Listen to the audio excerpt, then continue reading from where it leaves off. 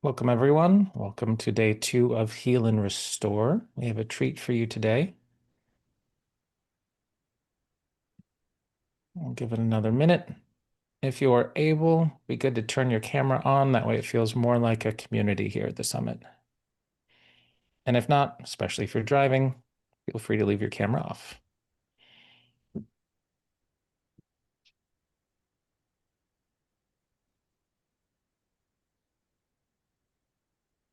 Great. Welcome, welcome.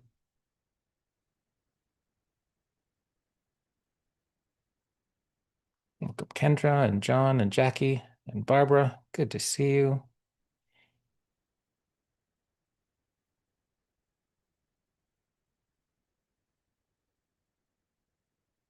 Okay, well, let's get started. Today for the second professional Q&A for Heal and Restore, I want to introduce Deus Wandrea Pennington Wasio, MD. She's been a speaker on many of our summits, and we are very lucky to have her. She is a integrative physician, trauma expert, psychedelic assisted therapy facilitator, and author of the Top 10 Traits of Highly Resilient People. And today, I guess it's tonight for some of you, we will be going on an exercise journey with her, the inner architecture of change, repatterning the mind for the new year. So I will hand it over to Andrea. Thank you.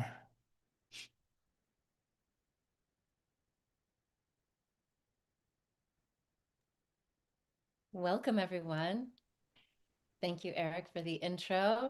Welcome. It's such a joy to be connected with you for this special session. Very honored to guide you today. So as you know, today our focus is on the mind. And not because the mind is the most important part, but because the mind is really the gateway through which so many of our patterns, our habits, our fears, and even those default settings might keep us looping. So today is about learning to see your inner architecture clearly. We're not here to judge it, not to shame it, but to understand it. Because in my experience, you can't really update a system that you don't perceive or that you're not aware of.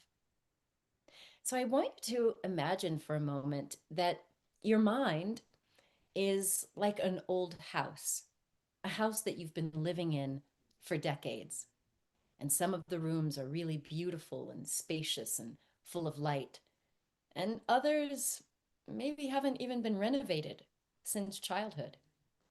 Some of the doors are covered in dust because you stopped entering those rooms long ago. Some rooms you might even avoid because you're scared of what you'll find there.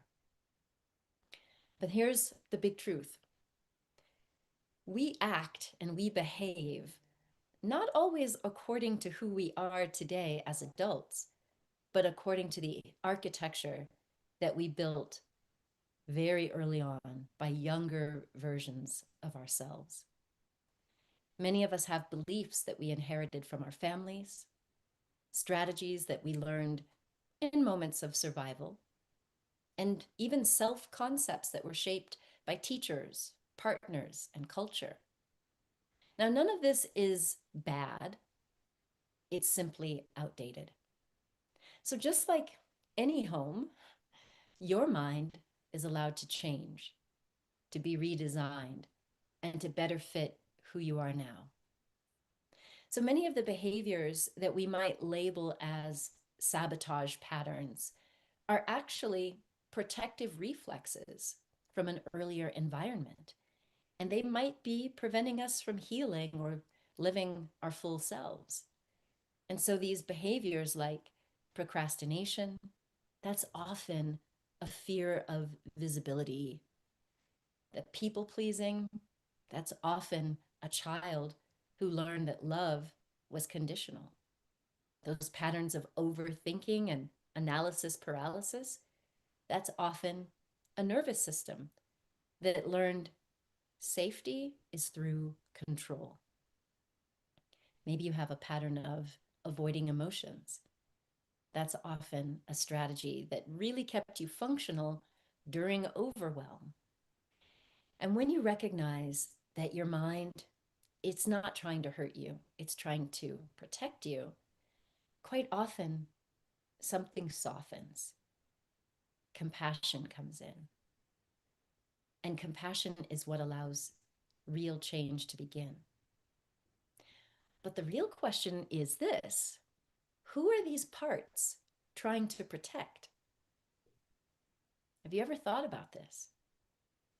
In my line of work, over 25 years, I found that your identity, who you say you are, is the missing key for making lasting change.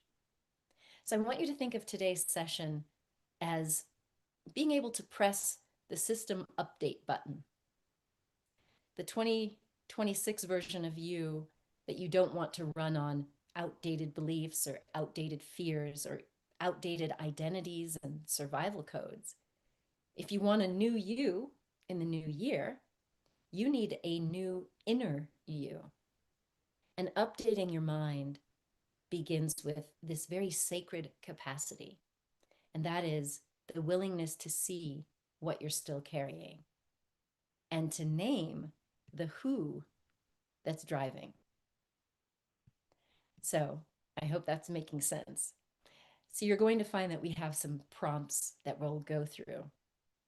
None of this is to push you into change, but it is really going to help you illuminate the architecture that's ready to be rewired. Now, I have a few questions for you before we do any breakouts. And this is just for you to reflect on. You're probably here because there's something that you want to heal or restore. And I wonder if you were to just write down for yourself on a scale of 1 to 10, how prepared do you feel to let go of the old identities that no longer serve you? How prepared are you to let go of old identities that no longer serve you? The next question is, you probably have some coping mechanisms or some behaviors that might hinder your progress. This one's a yes or no question. Are you really ready to explore new strategies? Just yes or no. And the next question is, how comfortable are you with the idea of seeing yourself in a whole new light?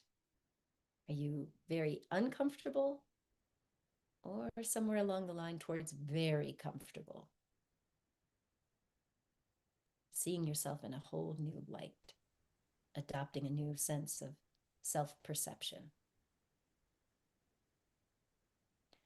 Next up is, if you could identify any fears or doubts about moving forward and making changes, just write down what those might be. Any fear or doubt about really healing and really restoring. The next question, I'll give you a moment to write down if there are any lingering fears or doubts. Hey, Andrea, while they're working on their questions, is it possible to turn your volume up a little bit? I think you're a little quiet on our end. Okay. Yeah, I'm not in my normal place. So I will do my best. Thank you very much. Sure. So next, the question is, I want you to imagine your life in the future and imagine that you have made significant changes. See if you can get that image in your mind, whether it's healing or it's really going after your dreams. You've made these positive changes. How does that image feel to you? Does it feel scary? Unbelievable? Does it feel a bit daunting, but very exciting? Or does it feel like fully believable? So that's when you imagine your life in the future, you've made positive change. How does that image feel? The next one is, do you believe that the changes that you desire are truly possible? Yes or no?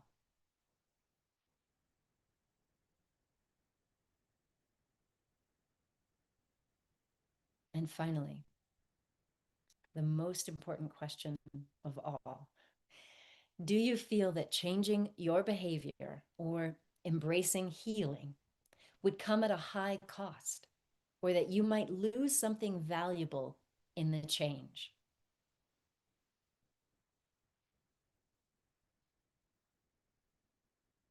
Would being fully well, full of vitality, would that come at a high cost for you? Would you maybe lose something in that change?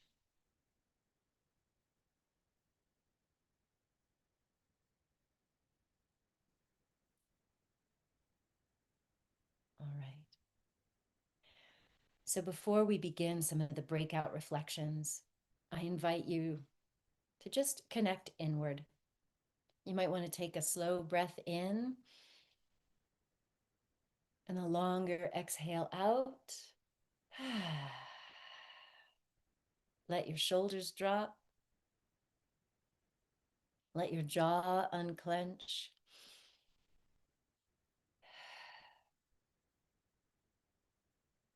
Now I invite you to bring your awareness into one area of your life that maybe you do feel a little resistance to change. Maybe there's a place that you know transformation is possible, but there's still something in you that hesitates. Now, if you've got that in mind, gently ask, what part of me learned to fear this change? And just see what comes up. And if you have a sense of this fearful part that might hesitate, how old is that part?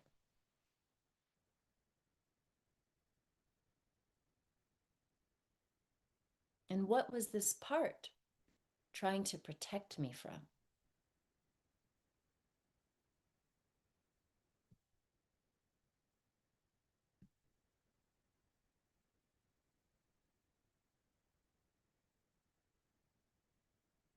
And you might even ask, is that still true today?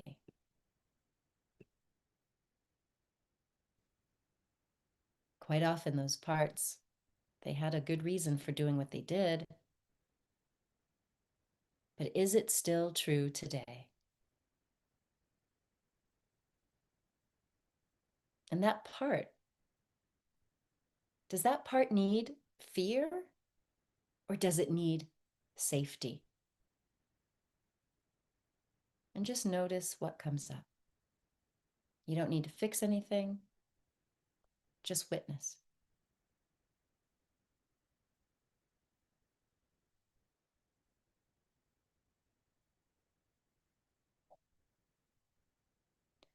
So in a moment, we will go into looking at several of these prompts that are going to help you explore the beliefs that are still shaping your behavior,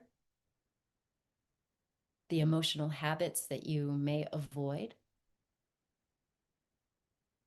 and the protective strategies that your mind still uses. And most importantly, the identity that you're ready to update as you enter the new year. So today, there's no right answer. There's no need for spiritual performance, just honesty and compassion.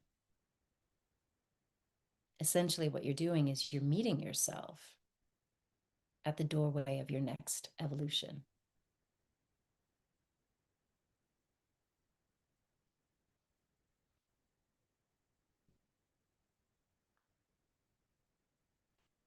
So today we're looking at inner architecture. There are, I think, Eric, I think there's few of us here, so we will maybe stay in this main room instead of doing breakout rooms. I'm going to share some prompts with you about this inner architecture of the mind. I invite you to write your own responses in your own journal. And I will open up time for anyone who may want to share, but there's no pressure to share, none at all. But if you feel like you want to voice something or you want to ask a question, you can absolutely do that. So the first thing I want to say about this idea around identity is that what I've noticed with patients and clients over the years is that if there is a part of us that is resisting a change, it's usually a younger part. And when I talk about identity, my invitation for you is to really look at becoming the witness. I truly believe that your identity, my identity, we are all actually souls, essence, spirit, source. In other words, you're not your body or your mind. You are the consciousness that inhabits this body and gets to use this mind in this life. And that's an important distinction because if you still identify with the parts of you from the past, maybe you were the underdog, or you were the slow one, or you were the wounded one, maybe you had a victim mentality. If you still hold on to those identities, it can be very hard to embrace healing. Yeah.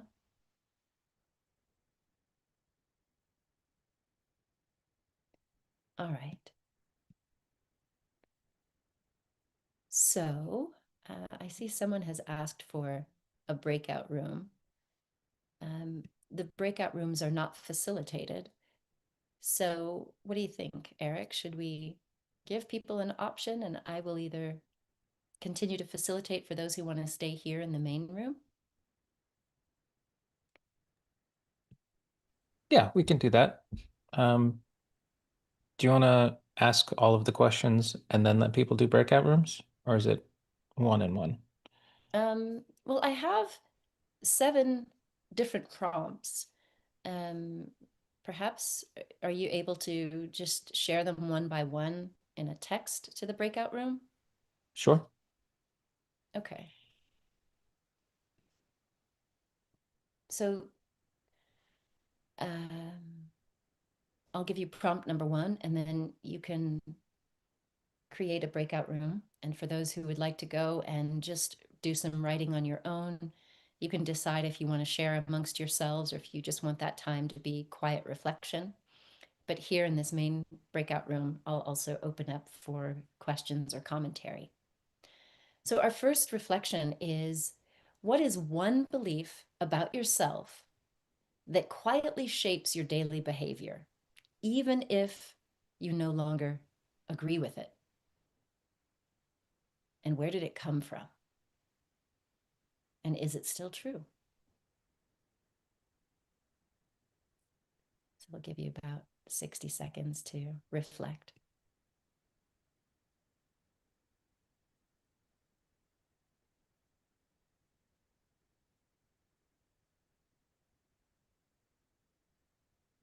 What is one belief about yourself that quietly shapes your daily behavior, even if you no longer agree with it?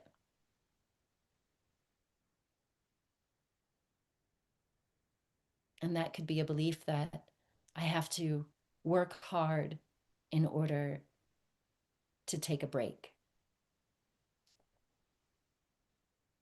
If I take breaks, that means I'm lazy.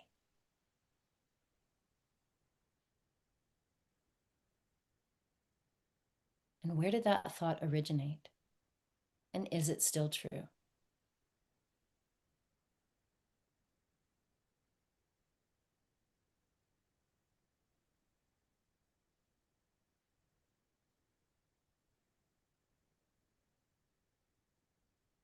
Okay, I'm going to open up breakout rooms for groups of, say, 4. You're welcome to stay in the main room. If you get invited to a breakout room, you're welcome to leave if you'd like to stay here. So I'll be doing that right now.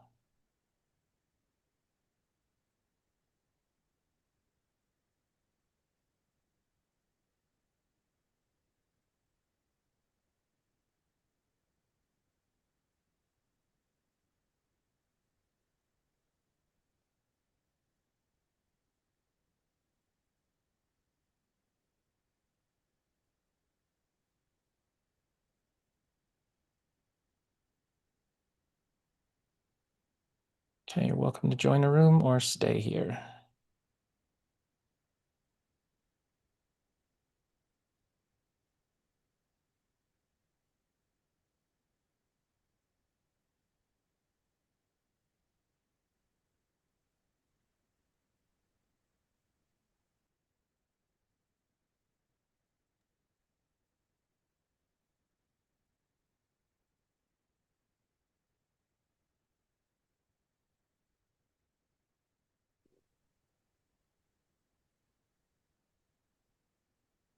Okay, only a few people went into one of the rooms, so I think you're welcome to continue. Thank you. Thank you, Eric. Is there anyone who would like to share? No requirements at all.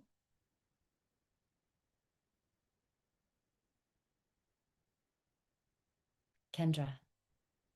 Hi. Um, oh, I want to get back to where I can see everybody because I was just looking at you.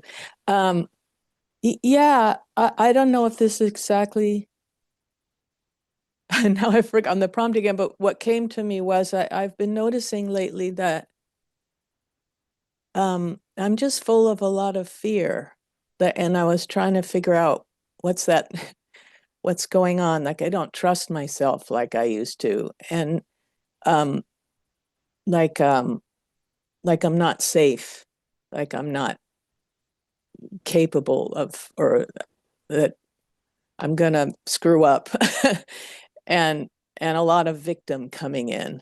And I thought, where is this coming from? I'm feeling like a 5-year-old.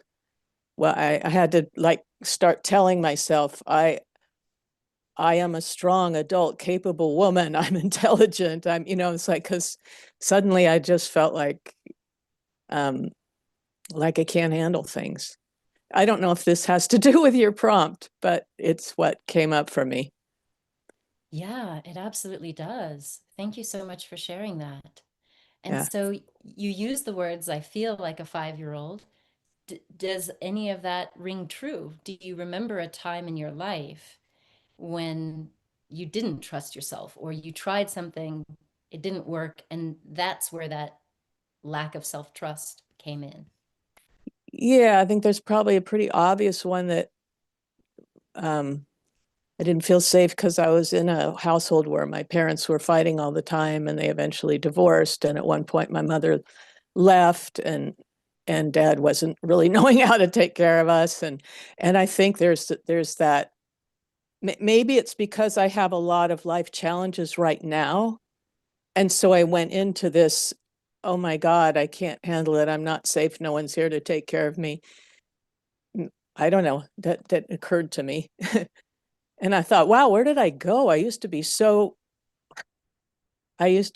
capable and so creative and so being able to just flow and improvise in my life, and move with the changes. And what happened to me? Where am I? Yeah. Mm. Thank you, Kendra. Well, you are not alone. So many of us go through these experiences when there's new pressures put on us and the stakes feel higher. So you said there are so many things going on in your life right now that it can reactivate these younger parts of us that feel like, oh no, this situation mimics, even if it's not exactly like what you grew up with in your family of origin, but it mimics that lack of safety and lack of full parental support. And so it can feel very overwhelming. So I would invite you to just write that down. We're going to go through some more prompts and then I can even guide us through a practice. And the most important thing is just to give that inner part of you compassion. Because sometimes when this has happened in my own life, I will have that inner perfectionist come up and say, you should be able to handle this. Like, Mm. why are you freaking out? Like, this is not a big deal. And it's like, oh, but this inner 5-year-old, the one that witnessed so much dysfunction in my family, and I'm talking about myself now, the one that, was punished if she didn't get things right, she's feeling that this situation is very similar. And so she needs compassion. So today's exercise is just about awareness, bringing awareness to the inner architecture. So if you can hold that compassion as we move into the next prompts, just know that she's valid. This part of you is valid. Does that make sense? Yeah, it totally rings true. Thank you. Thank you. Yeah. So hold that thought. We're going to keep moving through. Do I need to mute myself or is someone going to do it for me? There you go. You're done. So let's move to prompt number 2, because I think this will also relate. And I see that someone had typed into the chat that you're not alone. So our second prompt is, what part of your inner world is still wired for an old environment? And that old environment may be this outdated family system when you did have to be in survival mode, or a younger version of yourself that had a strategy. What part of your inner world is still wired for an old environment? Because even though we become adults, some of us go to school and get degrees and careers, and we look very competent, there are still parts of us that have nervous system wiring that had us be hypervigilant, always looking for what was wrong or always thinking that we were the wrong one. So just write that down. What part of your inner world might still be wired for an old environment? And Eric, you can pop that prompt into the breakout rooms. Oh, I see you've already done it. Okay.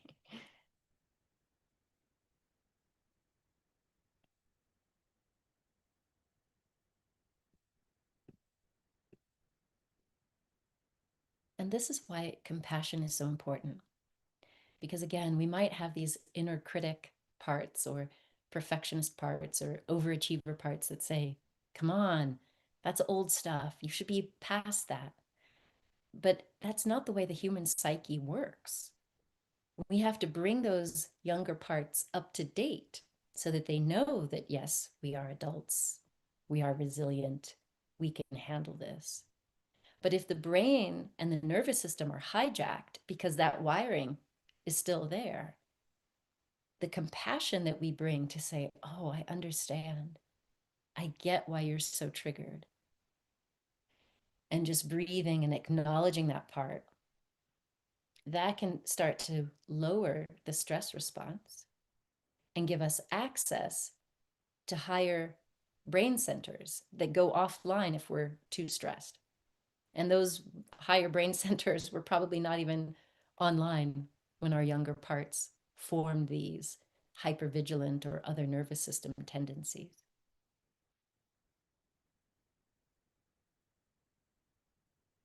So I'll give you a moment just to write before we move on to the next one.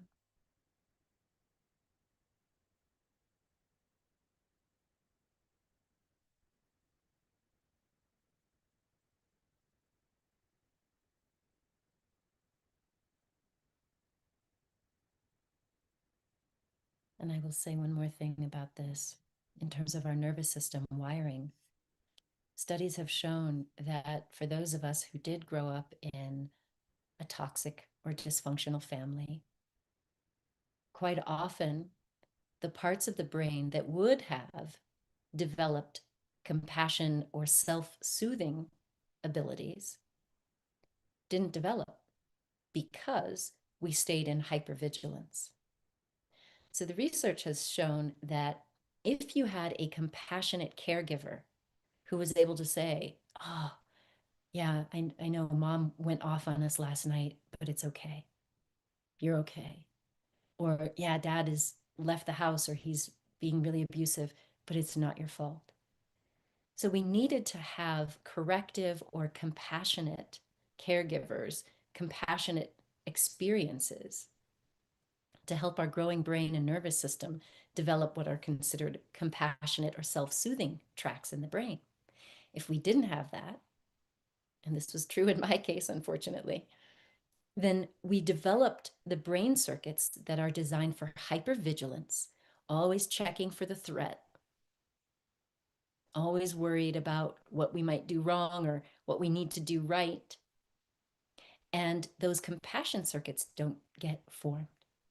Now, the good news is neuroplasticity is the state of the brain and the nervous system that lasts your entire life.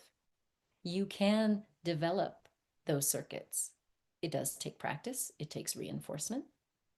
And that's why we have to bring in that compassion.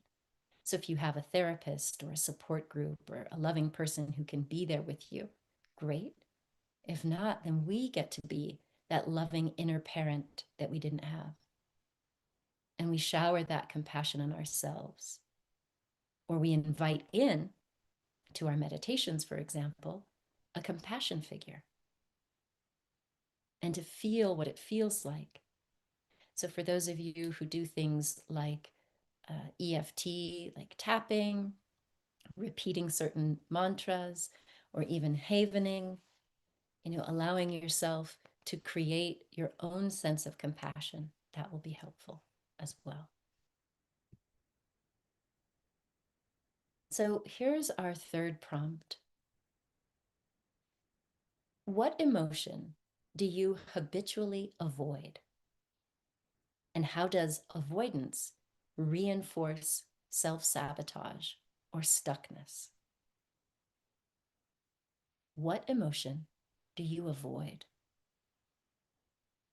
And how does that avoidance reinforce self-sabotage or stuckness?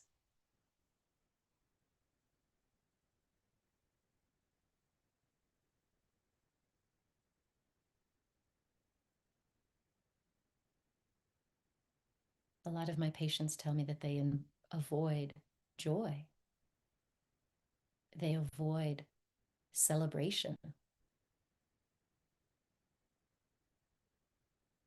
because maybe they grew up in a place where that wasn't safe, that just being happy either got them smacked down or it got taken away. And so they're just afraid. But that avoidance actually reinforces either self-sabotage or staying stuck.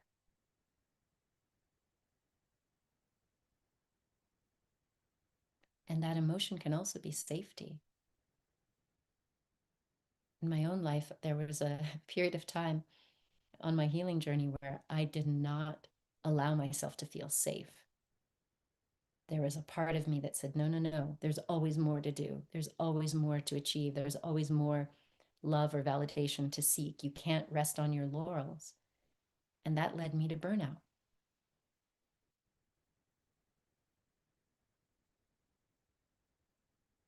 So what emotion do you habitually avoid? And what might happen if you allowed just 2% more contact with that emotion?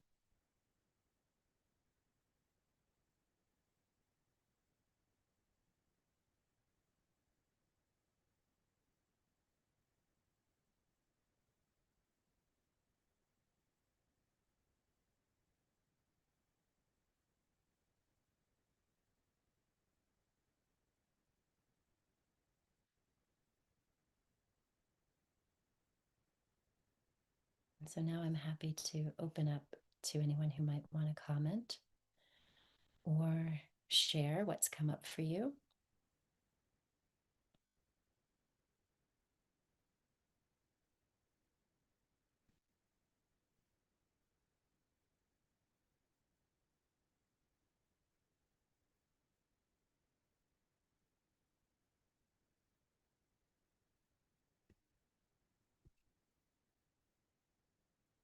Anyone?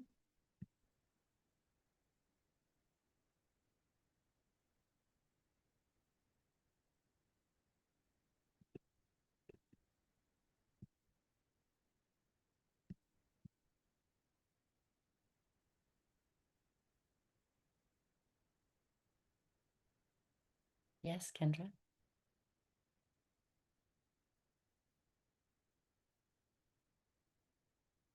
Do I need to? I was waiting in case someone else wanted to talk because I don't want to hog it. But yeah, along those same lines, you just made me realize that I avoid love. Like um I tend to people please and want love, but I don't allow it in. And like maybe people are trying to love me, but I won't receive it. It just occurred to me. And well, I do avoid happiness too. I remember once telling myself it's okay to be happy, Kendra. And it surprised me that I found myself saying that to myself. It's like, oh, like somehow, I don't know, it's almost like if I allow it in, I'm afraid I'll lose it. So just keep it out to begin with so that I won't feel disappointed or defeated. Does that make any sense? 100%.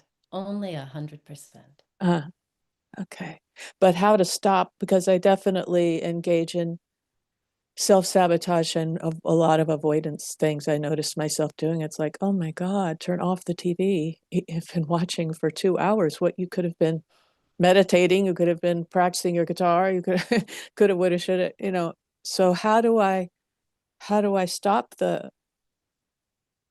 those avoid, even when I can like see myself doing it and still don't stop the behaviors? Yeah.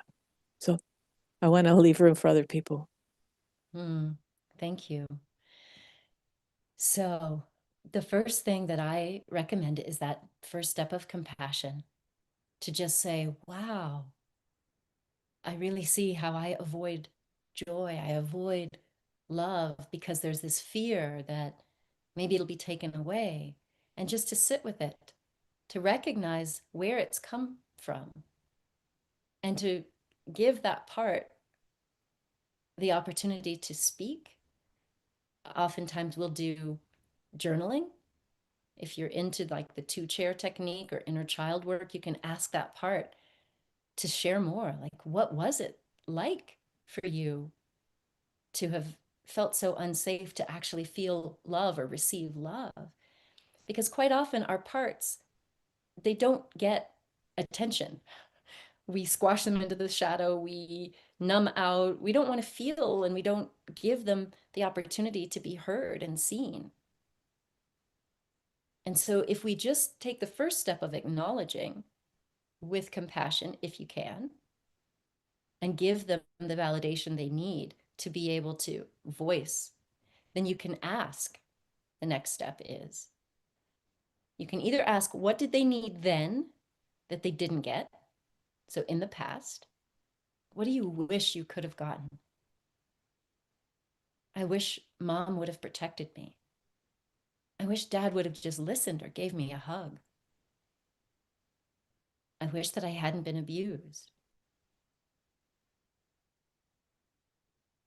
You might ask them, what do you wish you could have done? I wish I could have fought back. I wish I could have spoken up. I wish I could have run away, or whatever it is. Just giving these parts the validation to be seen and heard. Because if not, they will continue to be the source of our protector parts that sabotage. It's like, oh, I don't feel safe. Let me just binge watch. I know when I'm procrastinating, when I'm cleaning the house in the middle of the week. My house cleaning time is usually like the weekends. I like a fresh, clean house on the weekend. So if I find myself like scrubbing something, I'm like, oh, okay, who needs some attention here? I'm clearly in avoidance. What's going on? And then you can ask them in the moment, what do you need now? What can I give you now? And maybe they do want, I just want 10 minutes to sit down and listen to music instead of the 2 hours. Maybe they want a play date and you make an agreement. Okay, this Saturday, we're going to get out the coloring book or we're going to go somewhere or we're going to just play in the snow. So it's about having this dialogue with these parts to find out what they needed then that they didn't get, what they wish they could have done, and what you can do for them now. I have a much longer approach to working with these parts that I'll direct you to later. But this is the first step. Just dealing with them with loving compassion. So thank you so much, Kendra. Thank you. Okay. Shelley, I see your hand is up. Yes, hi. Thank you so much. This has been a wonderful session. The thing that came up for me was more of an overarching feeling of authenticity. Whoever I was, whatever I was feeling, was not acceptable. So I wasn't allowed to feel anything genuinely. I had to meld into whatever my environment was feeling, acting, behaving in order to survive. And that was very, very difficult. So it was all emotions that I do push away. And then I liked what you and Kendra were talking about in terms of the love part. Magically, when I met the love of my life, I was scared to death that what he was trying to gift me was going to be taken away, or the merit that I needed to show or prove to him would change. The game always changed. I never won. So I was always very afraid of that. And I mean, that's been many years ago since I met him, and we have an absolutely wonderful relationship. And he is my place to completely unfurl and be whoever I need to be at the moment. We have created this wonderful safe haven with each other to do that. And I'm very grateful for that every day. But the authenticity part is what came up for me. Thank you for letting me share. Thank you for sharing that. I can definitely relate. So authenticity, that is really what we're all on this planet to do, is to learn to feel safe enough to express our true authentic selves. And so it's beautiful. You've got the first step. You've got the recognition of where that came from, how it shows up. But you also have the beauty of having a safe relationship, a safe container where you are, in your words, able to unfurl and just be. So part of what I recommend when we're learning to embrace a new behavior, and that is being authentic, is twofold. The first thing is to make a list of all the times you have been able to be authentic and you didn't die. I'm saying die, but for our really immature ego parts, it can feel like I've had to people please. I've had to be a chameleon and mold and fold myself for so long. Why? Because we didn't feel safe. We thought that we would be punished or abused. Maybe love would be taken away. To the ego, that feels like death. So write down even the tiniest ways. And today counts. You were authentic. You just shared here. Write down all the times that you've done it and you stayed safe. And then the next piece of that is letting those parts know, if there's multiple, wow, I can get how horrible that must be that you've not been able to fully be yourself. And I am so with you. Just again, showering that understanding and compassion. And then you can ask, what is one thing I could do today in our true authenticity? Start small. You've done it today, and this one counts on this Zoom.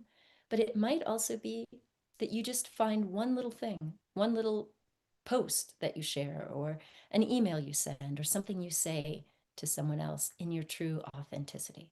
It could be just for yourself. Maybe it's writing in your journal, creating something artistic. And then the most important piece is to celebrate that. Whether you're making a list of things that you've done in the past that you survived, or you're giving yourself a little mini challenge, you get to reflect on it and celebrate. Because again, our parts need to be brought up to date that we are currently safe. It's safe enough for us to do this, even in small doses. It all counts because we've got to feed back to the system that it's safe for me to be authentic. It's safe for me to be my authentic self. So thank you so much for sharing that. So we're now going to get a little more future oriented. Our next prompt is, if your mind had an operating system update, what would the 2026 version of you uninstall? So you know how it is when you're kind of cleaning up your computer or your phone and you're uninstalling apps? Let's say we were giving your operating system an update. What would you uninstall? Would it be perfectionism? People pleasing? Hypervigilance? Overthinking?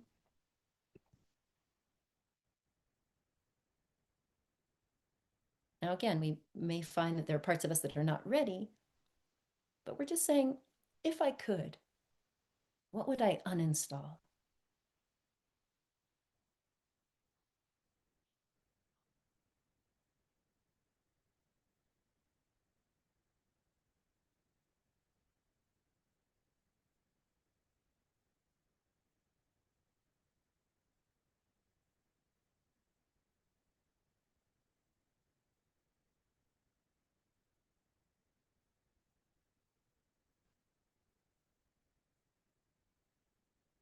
Now, the next prompt is, where is your nervous system still protecting you from a change that you are actually ready for? So we talked about how our nervous system might still be wired for hypervigilance or protection. But now I really want you to get specific about a change that you're actually ready for. And then how could you signal safety to that part that hijacks the nervous system?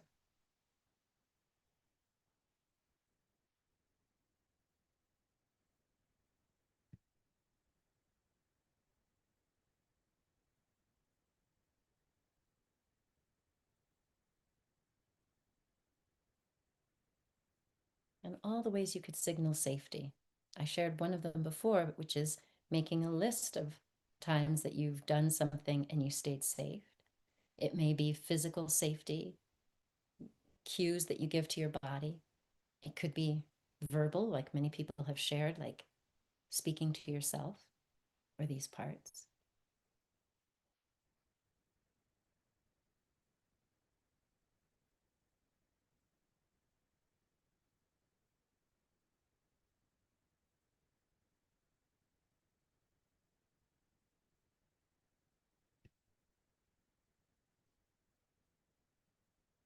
And next step, what does your mind do when your higher self or your soul starts speaking?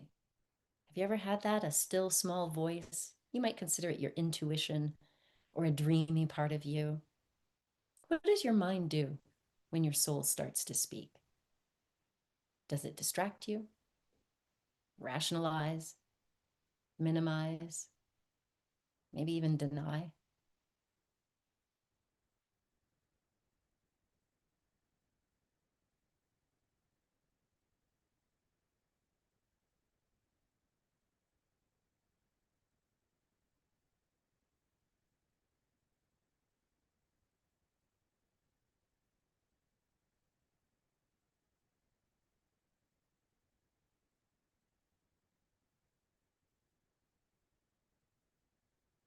For me, when my soul speaks, it does feel very dreamy.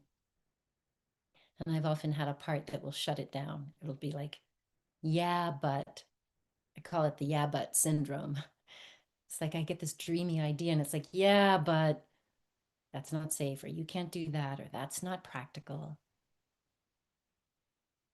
So I don't know what happens for you, but just write that down.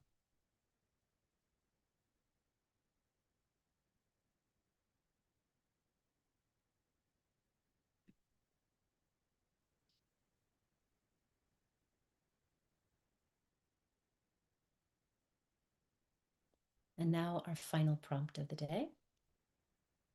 If clarity were already here, what would it be asking you to release before the new year begins? So if clarity were here, what would it be asking you to release before 2026 begins?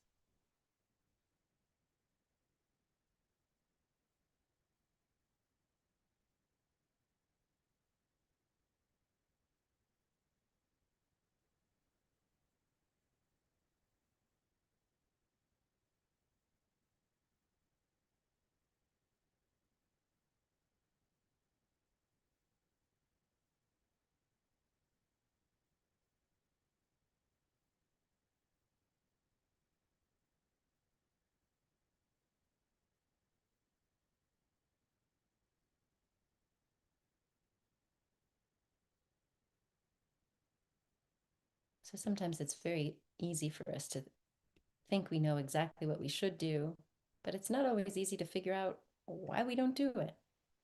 So I hope that this session about getting to know the inner architecture has been helpful for you.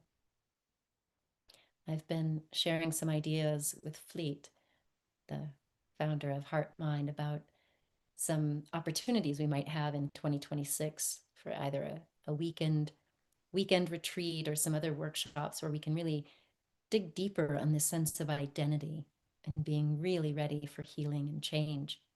So hopefully this has kicked things off in a nice way. If you have questions or something you'd like to comment on here, I'd open up to that.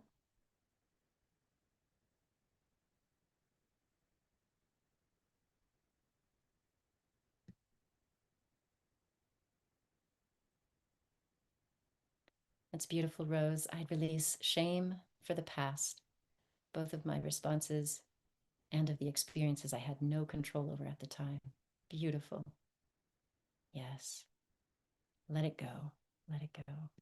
I pray that you have that ability to release that before 2026.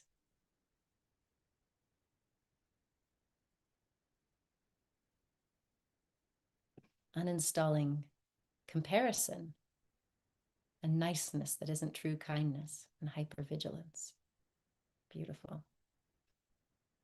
Using breathing and journaling as tools to signal safety. I love that, Rose. Beautiful.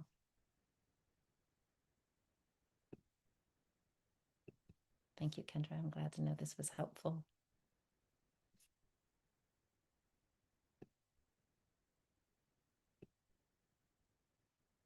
If any of you are interested, I have some guided meditations that really help with dialoguing with these parts, and you can check them out on my website. And they can be very, very helpful for getting down to these root origins. And Kendra, I would let go of self-condemnation. Yes, beautiful. And John, accept solitude as helpful rather than the feeling of loneliness. Lovely. Belief of scarcity of people for my village. Thank you, Jackie. Yes, my website is wondrea.com. And I'll be back for another one of these sessions on Friday for the session. That day is all about the spirit. Today is all about the mind. So I'll be back. Clean out old and new wounds and let the shine in. Beautiful. And Christine says, I need to uninstall guilt and learn to forgive myself. Yes, self-forgiveness, beautiful. And Carolyn, I love that. Uninstall the word should. Yes, that's a smart one. That's one that's always a favorite of mine. If you look at the word should, it is the root of the word shoulders.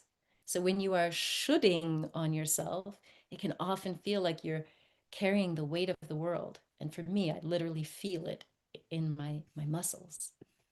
So there's definitely a somatic component. And Jolene says, uninstall fear, unworthiness, and judgment. Yes. Yes. You are so worthy of thriving. Beautiful. Well, thank you all for being with us for this session. I hope this was helpful and that you'll continue to tune in to the live sessions, but of course, all the sessions in this whole journey. It's a lot, I know, but there's a lot of great material and insight for you to carry forward. So I hope that this idea of really checking in to see which parts of you are ready and find out why they're not and what it would take for them to get ready. Because for most of us, we might try to make change in the new year, but it won't stick if all parts of us are not fully on board. So that's a good deal of the work that I do in the world, is helping people recode their identity and to be more experimental in life. Like, nothing has to be all or nothing. We can actually experiment and take small steps and let that feed back into our system that we are capable and that we are safe. Because if you make big sweeping goals and you don't follow through with them, that can often feed back into the system that, oh yeah, we are helpless or useless or whatever. And Ashok says, I can install, or I think you mean uninstall the guilt, unworthiness, and fear, but I cannot uninstall or repair the damage done to the others by me, especially to those who are not alive. Got it. So then it's time for forgiveness. Yeah, forgiveness. I think on my insight timer profile, I have my forgiveness meditation. If it's not there, you can email me and I'll send you my forgiveness meditation. But one of the things that we do is we bring up the people that we've harmed or the people that have harmed us, because it's always a two-way street. You've never not harmed someone, and we've all been harmed, but we're always worthy of forgiveness. If you can truly repent or say that you're sorry, even if these people are no longer alive, you can do that. So thank you. Thank you again for being here.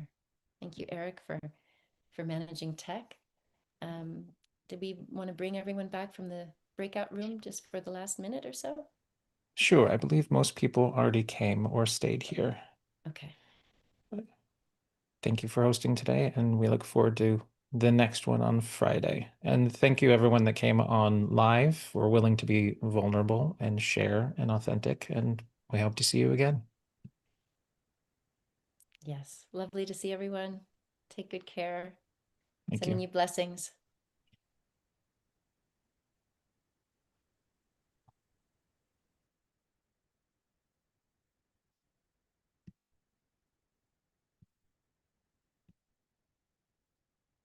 Bye for now.